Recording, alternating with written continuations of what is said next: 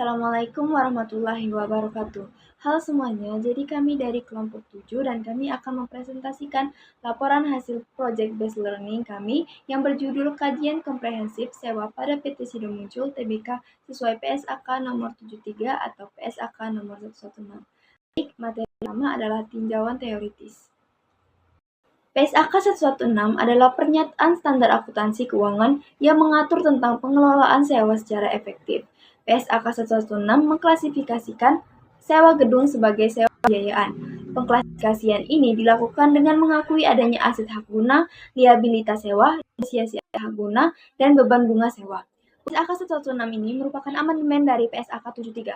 PSAK 73 tentang sewa merujuk pada IFRS 16 atau tentang leases yang berlaku efektif per 1 Januari 2019 dan disahkan oleh Dewan Standar Akuntansi Keuangan Ikatan Akuntan Indonesia atau DSAKIAI pada tanggal 18 September 2017. Amandemen PSAK 116 tentang sewa tentang liabilitas sewa dalam jual dan sewa balik telah disahkan oleh Dewan Standar Akuntansi Keuangan Ikatan Akuntan Indonesia pada 30 November 2022 yang merujuk pada Amendments to IFRS 16 Leases Liability in a Sale and Lease. Dan PSAK 116 ini bertujuan untuk memastikan bahwa penyewa dan sewa memberikan informasi relevan dengan cara yang mempresentasikan dengan tepat.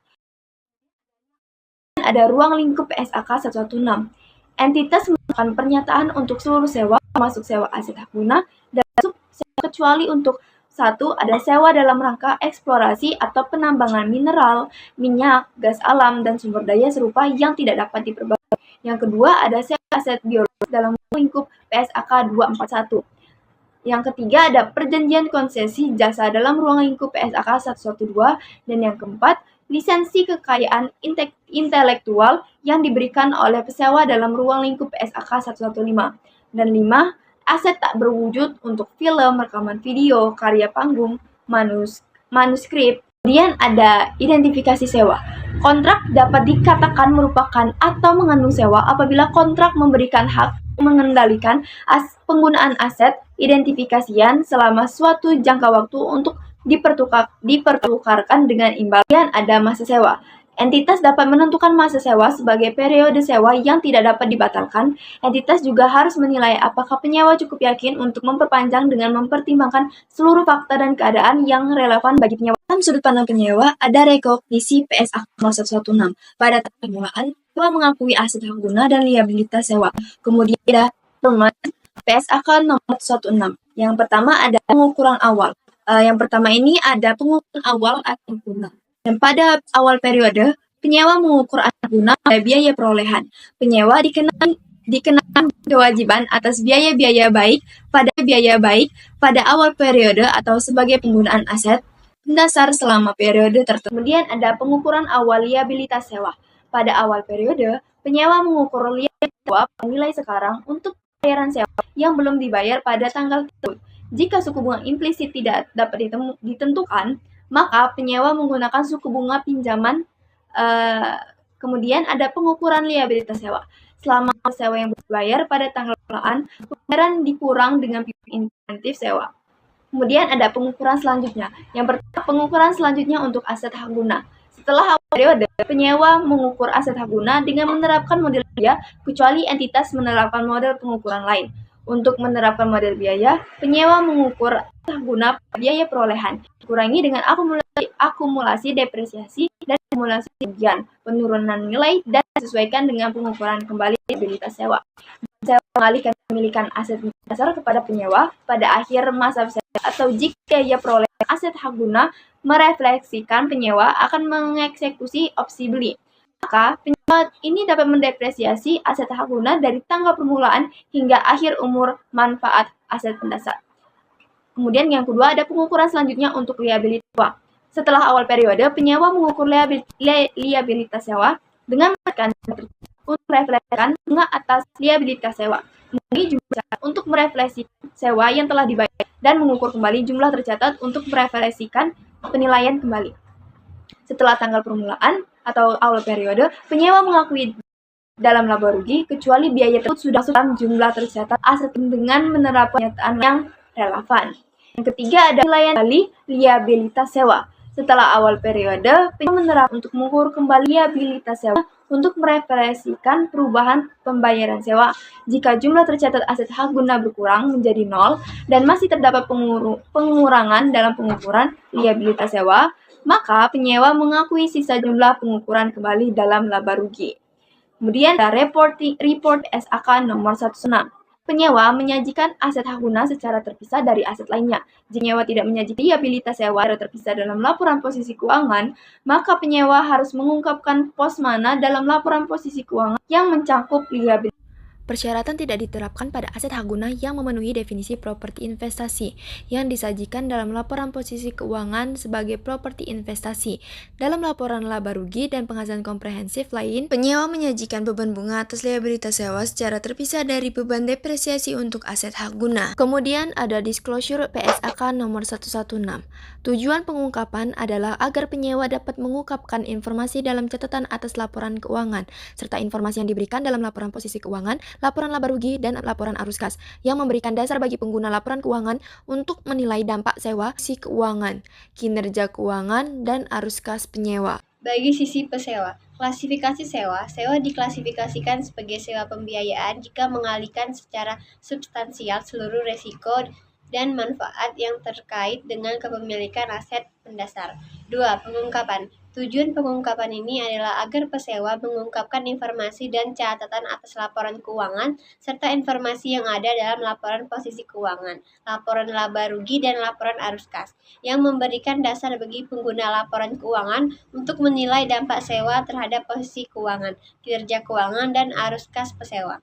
PT Sido Muncul adalah perusahaan yang bekerja di bidang jamu dan farmasi di Kabupaten Semarang. Perusahaan ini pertama kali didirikan oleh Ibu Rahmat Sulistyo yang memulai sebagai usaha kecil-kecilan di Yogyakarta pada tahun 1940 yang berfokus pada ramuan bahan-bahan. Pada tahun 1951, mereka mendirikan usaha jamu rumahan mereka dengan 3 orang karyawan di Jalan Mleteng, Trenggulun nomor 104 di Semarang. Sido Muncul yang berarti impian yang terwujud. Perusahaan kecil ini mulai berkembang lebih besar pada tahun 1970 dengan dibentuk Persekutuan Kamaditer CV Industri Jamu dan Farmasi Sido Muncul. Kemudian pada tahun 1975, bisnis ini berubah menjadi Perseroan Terbatas PT Industri Jamu dan Farmasi Sido Muncul.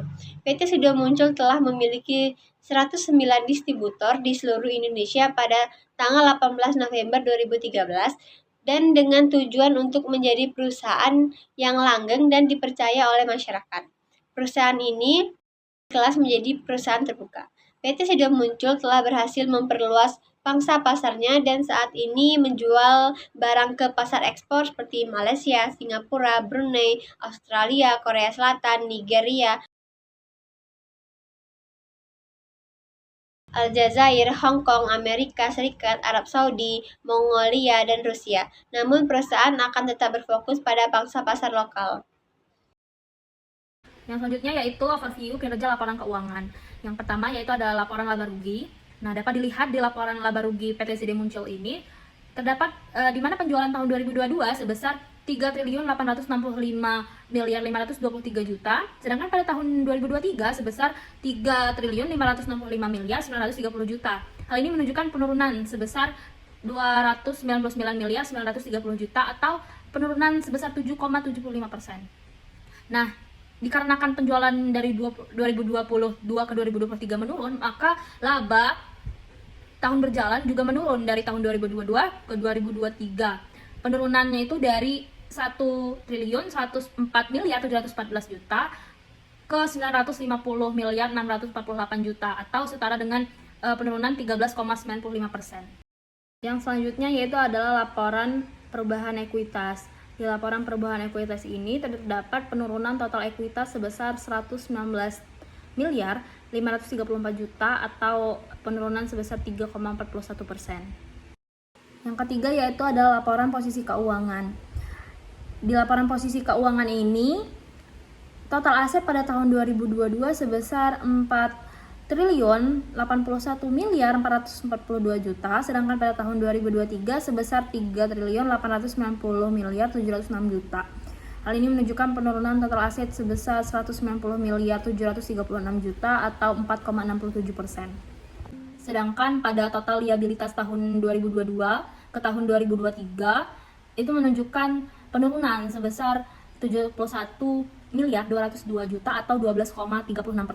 Selanjutnya yaitu laporan arus kas. Laporan arus kas terdiri dari 3 aktivitas. Yang pertama yaitu arus kas aktivitas operasi, arus kas aktivitas investasi, dan arus kas aktivitas pendanaan. Baiklah, yang pertama yaitu arus kas aktivitas operasi. Untuk tahun 2023 sebesar 1 triliun 55 miliar 394 juta. Yang dimana menurun sebesar 51 miliar 743 juta atau sebesar 4,67% dibandingkan tahun 2022. Yang kedua yaitu arus kas dari aktivitas investasi. Pada tahun 2023 sebesar 46 miliar 993 juta. Jumlah ini menurun dari tahun sebelumnya yaitu 132 miliar 629 juta atau 73,85%. Dan yang ketiga yaitu ada arus kas aktivitas pendanaan. Arus kas aktivitas pendanaan 2023 yaitu 1 triliun 74 miliar 265 juta. Menurun juga sebesar 13 miliar 965 juta atau sebesar 1,28% dibandingkan tahun 2022. Berikut ini adalah tabel perbandingan kinerja keuangan PT Sido Muncul selama 5 tahun terakhir. Ada penjualan, laba, total aset, total liabilitas, total ekuitas, arus kas operasi, arus kas investasi, dan arus kas pendanaan. 5 tahun terakhir dari 2023, 2022, 2021, 2020, dan 2019. Slide ini menunjukkan grafik perbandingan kinerja keuangan PT Sido Muncul pada 5 tahun terakhir. Sebagai contoh, yang pertama yaitu ada penjualan. Penjualan pada tahun 2019 ke 2020 naik. Lalu pada 2020 ke 2021 penjualan menurun diakibatkan oleh COVID-19. Dan 2021 ke 2022 itu menurun. Lalu di 2023 penjualan naik kembali. Selanjutnya saya akan menjelaskan mengenai implementasi PSAK nomor 116 PT Sido Muncul. Dari catatan atas laporan keuangan konsolidasian PT Sido Muncul, mengungkapkan bahwa PT Sido Muncul ini sebagai penyewa dan sewa. Sebagai penyewa, PT Sido Muncul menerapkan pendekatan, pengakuan, dan pengukuran tunggal untuk semua sewa, kecuali untuk sewa jangka pendek dan sewa yang aset pendasarannya bernilai rendah. PT Sido Muncul mengakui liabilitas sewa untuk melakukan pembayaran sewa dan aset hak guna yang mewakili hak untuk menggunakan aset pendasar. PT Sido Muncul mengakui aset hak guna pada awal periode. Aset hak guna disusutkan dengan metode garis lurus selama masa sewanya. Pada periode awal sewa, PT Sido Muncul akan mengakui liabilitas sewa yang diukur pada nilai kini pembayaran sewa yang harus dilakukan selama masa sewa. PT Sido Muncul sebagai pesewa. Sewa yang dalam pengaturannya tidak mengalihkan secara substansional seluruh resiko dan manfaat yang terkait dengan kepemilikan suatu aset akan diklasifikasikan sebagai sewa operasi. Pendapatan sewa yang timbul akan dicatat dengan metode garis lurus selama masa sewa.